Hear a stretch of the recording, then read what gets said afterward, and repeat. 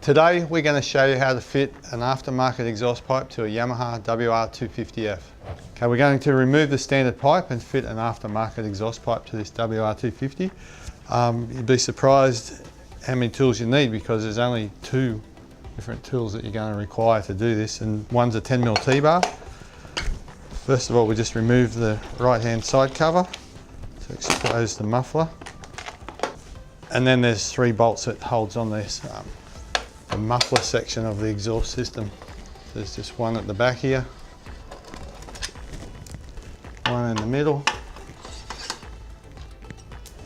and then we've got the clamp which joins to the header pipe. Just push this forward rather than trying to bring it out with the pipe, otherwise it won't clear in between the spring and the frame. Just remove your standard pipe. We're actually going to change the header pipe as well, so we're changing a full system. So we just have the joining clamp from the header section. We have one 10mm bolt up here holding it, the front part of it up. Let's remove that bolt.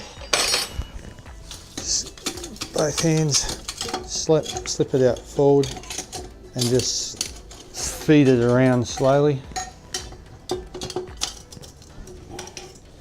to remove. Okay, now to remove the first section of the pipe, or the header pipe, the best spanner to use is one of these ratchet ones. If you don't have one, it just takes a little longer to do. But yeah, we've got the luxury here of having these spanners. So there's just two 12mm nuts here to remove.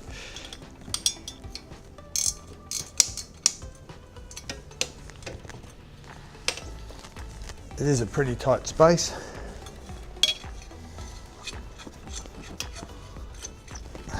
And remove the header pipe.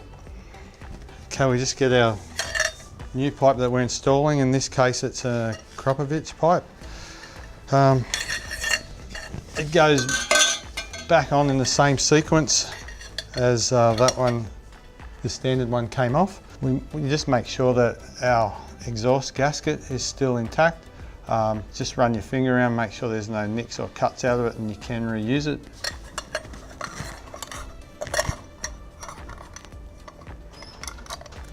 Can take some jiggling around to get it in there. Once you get the nuts on, you don't tighten this up yet. You just do it finger tight, and that's so you can line the pipe up so that there's no stress on the pipe at any one point, which can cause cracking of the pipe. Okay, so once you've got your header pipe mounted, finger tight, you can still move this around quite easily, and you do that just so that you can line the rest of the pipe up and you're not forcing anything on when fitting it. Okay, these pipes come with a copper lubricant, copper-based lubricant to fit.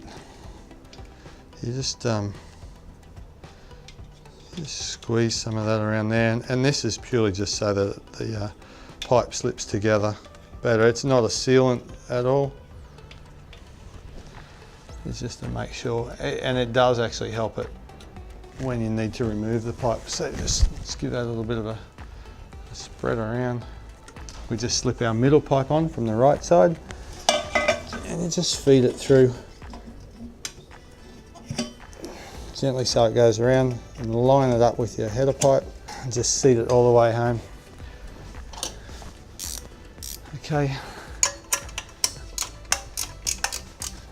we still don't do the pipe uppers yet. We stick the mount bolt in place for the middle pipe. Okay, once again, don't do it up tight. Just leave it a little bit loose, and so you can move the pipe around quite readily. We just want to make sure that our muffler lines up and no stress. Okay, so once our middle pipe's in place, we'll grab on our slip-on muffler. Once again, using the supplied lubricant, we just add it around the pipe here. just so that the joint slips on easily. And if we need to remove it to adjust anything along the way, it just also makes it easier to get that pipe off. Okay, so once we get our lubricant on there, just pass our pipe through. There it goes. Slip it on all the way home. When we put this on, we still have all of our nuts and bolts loose. This is just so that we can line everything up once again, no stress on it.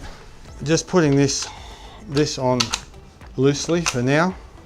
We don't want to tighten it up yet. With the Akrapovic pipe, they do supply a longer bolt for the rear of the section. Different aftermarket pipes have different ideas or different fitting instructions. This one requires a longer bolt, which they do supply. Just need to make sure that everything's going to line up. Suggest that you put the middle one in first, middle bolt, and that's purely just so you've got a little bit of extra leverage on the back here to move the pipe around if need be. So everything's still loose. Just give the pipe a bit of a wriggle, make sure everything seats where you want it. This particular pipe has springs, so I just suggest that we put the springs on.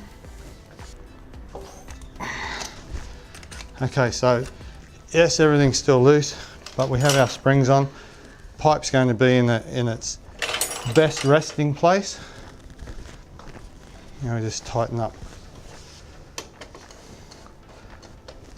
the middle pipe. And we just give the header pipe a little bit of a nip.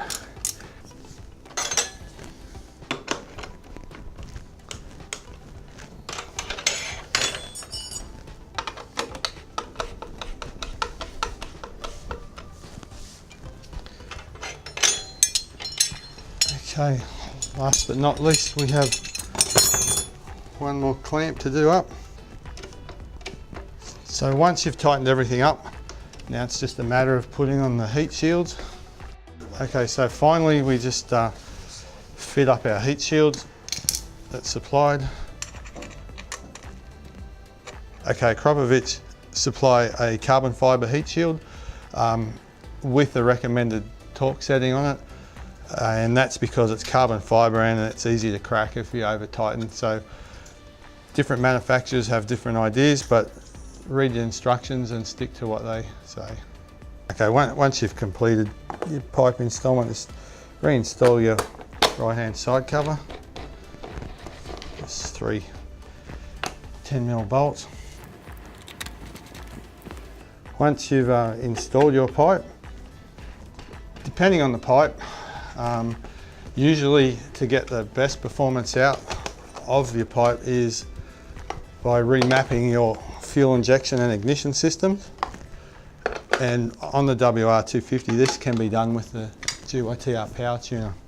Okay, just want to give you a little bit of insight about why do we fit a pipe. Okay, 1, yes, they look cool. 2, you do get more performance out of them. You even get more performance out of them when you tune your bike to suit the pipe. So with Yamaha, you can buy the GYTR power tuner and you can control your fuel and ignition settings and alter the suit. Pipes being lighter, you know, that weighs on some people's minds. They're also a little bit shorter, they don't hang out over the back.